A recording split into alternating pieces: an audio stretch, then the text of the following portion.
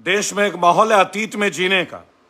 आज अतीत को गर्व बोला जा रहा है और वर्तमान की जो समस्याएं हैं, जो गर्म है, उनके ऊपर कोई विश्लेषण नहीं। आज इतिहास के नाम पे आपको परोसा जा रहा है।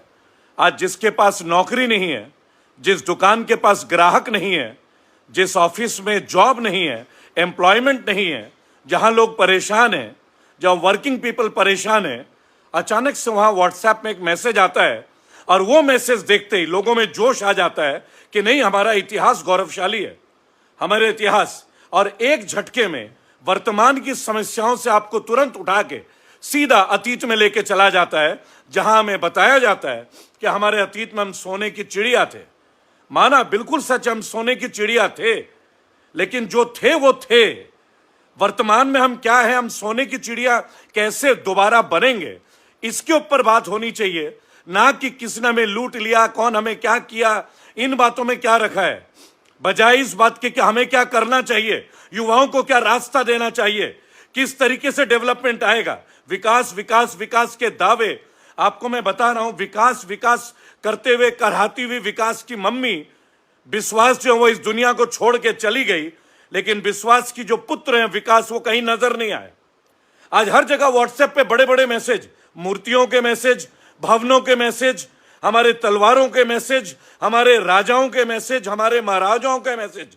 बराबर, अरे अतीत हम जानते हैं, हमारा देश का इतिहास गौरवशाली है, यह हम भी जानते हैं, आप भी जानते हैं, लेकिन हमारा वर्तमान गौरवशाली है क्या? क्या हमारे वर्तमान में ये चीजें हैं? क्या वर्तमान सरकार ने इनमें से कोई एक चीज को निर्धारित की है? बताइए, इस बारे में कौन बात करेगा? वर्तमान के ऊपर कोई बात ही नहीं कर रहा है। मैं आपको बताऊं, आज सरकारी स्कूल बंद किए जा रहे हैं, प्राइवेटाइज किए जा रहे हैं। हरियाणा में, हिमाचल में कई स्कूल बंद हैं। अगली 10 दिन के अंदर मैं आपको एक ऐसी चीज दिखाऊंगा। हिमाचल प्रदेश के एक स्कूल के दलितों के बच्चे जो हैं, उन्होंने सुप्रीम कोर्ट तक पिटीशन फाइल की और कल कोर्ट का ऑर्डर आया है। वहां पे एडवोकेट रजनीश शर्मा हिमाचल से दिन और रात मेहनत कर रहे हैं, लेकिन उसके ऊपर कोई बात नहीं होगी। मैं बताऊं क्यों बात नहीं होगी? अभी इतिहास सिखाया जाएगा। अभी हमारे पुराने अवशेष, अभी जो नए नए खड्डे खोद के निकल रहे हैं, उनके बारे में हमें बताया जाएगा। हमें बताया जाएगा पेड़ के पत्तों में क्या लिखा जाता है, लेकिन हमें यह नहीं बताया जाएगा कि अगर रोजगार नहीं रहा ना, तो हमें शरीर को ढकने के लिए उन्हीं जंगल से पत्तों की आवश्यकता पड़ेगी।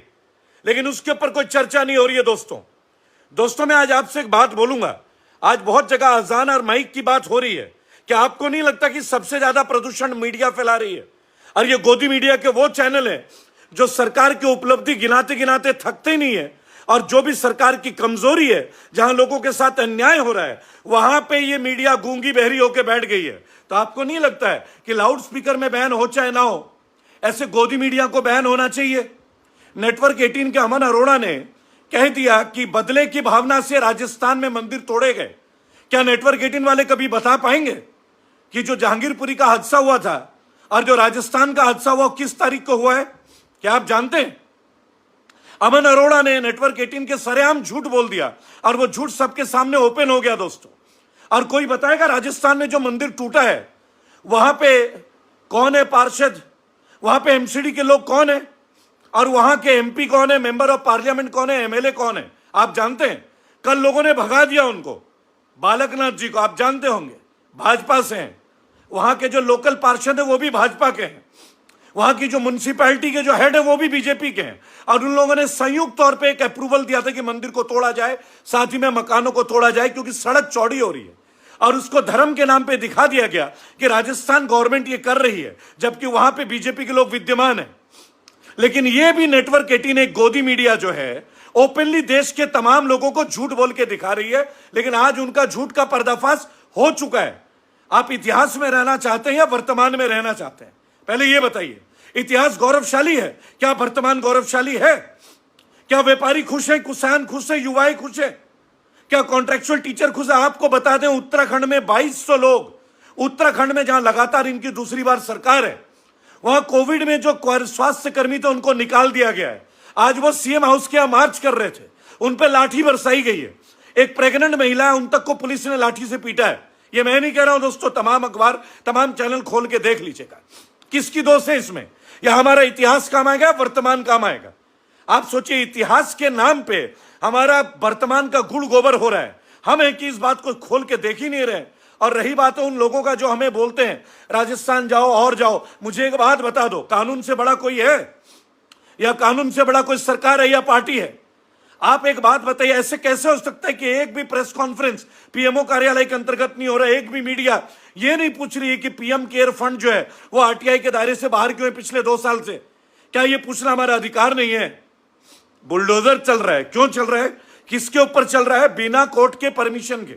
यानी लोक अदालत, कानून, जुडिशरी इंडिया में कुछ भी नहीं है।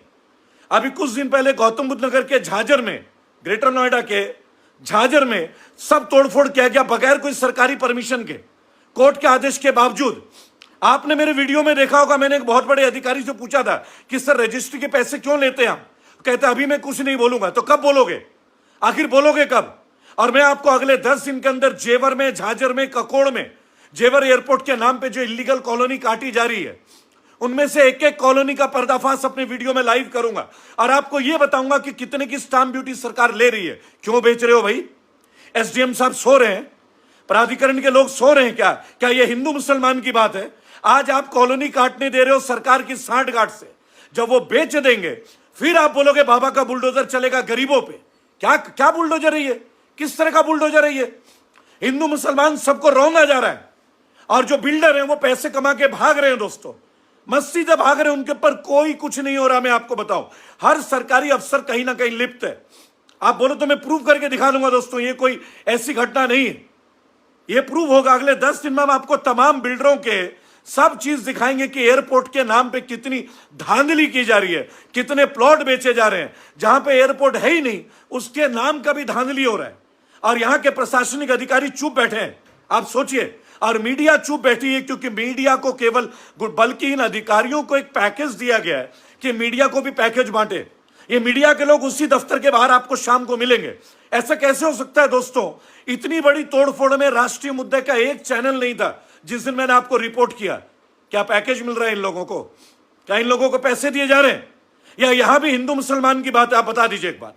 अरे देश की आम जनता जब घर बना लेगी, आप 20 साल बाद उनके ऊपर बुलडोजर चलाओगे, और जब बिल्डर सरकार को रजिस्ट्री करा रही है और आप स्टाम्प वैल्यू ले रहे हो, इसके ऊपर कौन है? बताइए एक बात। अब देखिए पीयूष करवा जी क्या बोल रहे हैं, क्या बोल रहे हैं? इनको मुद्दे का कोई ज्ञान नहीं। ये इतिहास के नकली व्हाट्सएप के वो लोग हैं जिन्हें कोई मतलब नहीं है आम भारतीयों को कहीं पे भी जिसको कष्ट है। दोस्तों सवाल हिंदू मुसलमान का नहीं है, सवाल एक भारतीय होने के नाते हमारे कर्तव्य का है। भारत में जहां भी इंजस्टिस होगी, हम भारतीय नागरिकों का कर्तव्य है अगले 1 हफ्ते में हम भारत के तमाम राज्यों में स्टेट लेवल पे, डिस्ट्रिक्ट लेवल पे district president, state president, zonal secretary appoint करने वाले हैं। पहली बात, इसके लिए आप लोगों को हमारे प्लेटफॉर्म पर सारी डिटेल मिल जाएगी। अब हमारे पास जितना भी डाटा कलेक्ट हुआ है हम जोन वाइज बांट रहे हैं ताकि जैसे किसी को कोई समस्या हो। अभी नोएडा में एक व्यक्ति के छोटे भाई गायब हैं और उनको पुलिस ने उनसे मांगा है कि IMI नंबर दीजिए।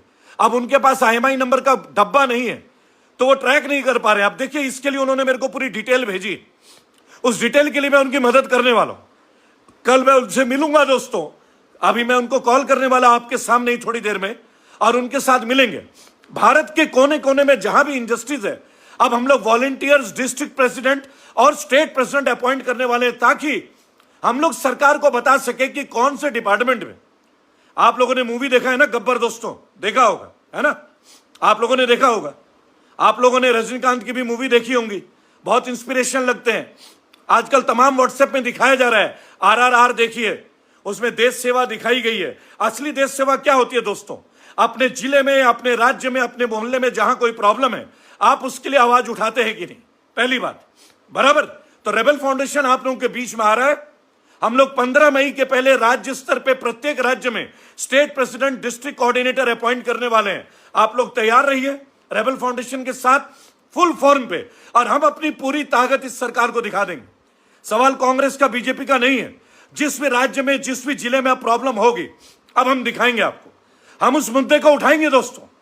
मैं आज देख रहा था सोनिया आनंद जी ने एक भू माफियाओं से उत्तराखंड में एक पार्क को कब्जा मुक्त किया, पार्क किस वो किया है। सोनिया आनंद जी आपको बहुत बहुत बधाई, आप लगातार लोगों के बीच हैं, आप मेरे साथ कई मंचों में रही हैं।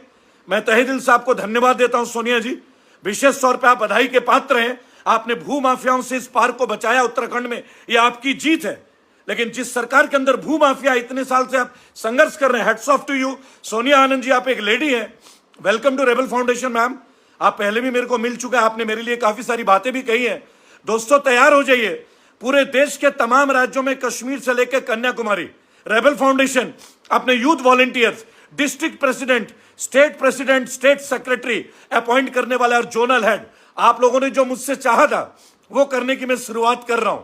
और मैंने आपको कहा था कि 3 तारीख के पहले मैं मध्य प्रदेश होऊंगा। जिनके घर टूटे, जिन हिंदू भाइयों की, जिन मुसलमान भाइयों की, उनके लिए जो भी कर पाए, चाहे त्रिपाल ही दे पाए, उनके लिए हम राशन लेके जा रहे हैं दोस्तों, बराबर। इसके लिए मैं आप लोगों के बीच में आऊंगा, पहली बात। और राजस्थान भी जा रहा हूं, तो जिन लोगों को हम लोगों से ज्यादा ही दिक्कत है, देखिए लखविंदर जी किस तरह की भाषा का इस्तेमाल करते हैं, बराबर। लखविंदर जी, आपके लिए आज हमें इंग्लैंड से डोनेशन आया है सर। पहली बात बता दें, 1026 पाउंड का एक सिंगल डोनेशन है, और वो इसलिए कि उन्होंने हमारे काम को सराहा कि हम दिन और रात गोदी मीडिया की तरह नहीं है, ग्राउंड रिपोर्टिंग करते हैं, हम बीकेवी मीडिया नहीं है, यह भी ध्यान रखिएगा, बराबर। अब एक छोटी सी बात, जिन लोगों पे रेबल फाउंडेशन पे इतना भरोसा रहा है, तहे दिल से शुक्रिया। सुरेंद्र भोगल जी, इंग्लैंड से आपका शुक्रिया, आपकी टीम का शुक्रिया सर। आपने मुझसे प्रॉमिस किया है कि और भी लोग आपके साथ, हमारे साथ जुड़ रहे हैं, तो मोस्ट वेलकम है सर। और आप लोगों को बता दूं, ह्यूमैनिटी फर्स्ट फाउंडेशन खुल के अब हमारे बीच आ रहा है, एक राष्ट्रीय स्तर पे, जो कि उन लोगों के लिए मेहनत करेगा जिनके केसेस कोर्ट में है, जिन्हें कोई हेल्प नहीं कर रहा है, बराबर। हमने जो सोचा था ना, पॉलिटिक्स हमारा खेल नहीं था, हम लोग चाहते थे जड़ से लोगों की मदद करना, उसके लिए हम लोग तैयार हैं। आप सबका सपोर्ट की जरूरत है, आप लोग साथ रहिएगा सच्चाई के लिए। और मीडिया जो प्रदूषण फैला रही है, ऐसे मीडिया के चैनल को बाय बाय कर दीजिए, गोदी मीडिया को बाय बाय कर दीजिए। कौन कौन सी मीडिया आप अच्छी तरह जानते हैं, अगर रूबिका लियाकत, अंजना होम कश्यप और थूथू, आप समझ रहे हैं ना, पुछता भारत जानते हैं ना दोस्तों। अगर ये पत्रकार हैं तो फिर क्या पत्रकारिता होगी, देश में क्या पत्रकारिता होगी, आप जानते हैं, बराबर। रही बात इनके चेले ईशन लुनावत, इनका वर्ड आप देख लीजिए क्या लिख रहा है, आप आइडिया डाल लीजिएगा ये लोगों के संस्कार कैसे हैं। चिंता मत कीजिए, हम इन्हें जुबान से नहीं, काम से हरा के दिखाएंगे। हर जिले में, हर राज्य में रेबल फाउंडेशन अपने कोऑर्डिनेटर अपॉइंट कर रहे हैं। तैयार रहेगा, अगले 2 दिन के अंदर डेवलपमेंट आपको दिखेगा। धन्यवाद, जय हिंद,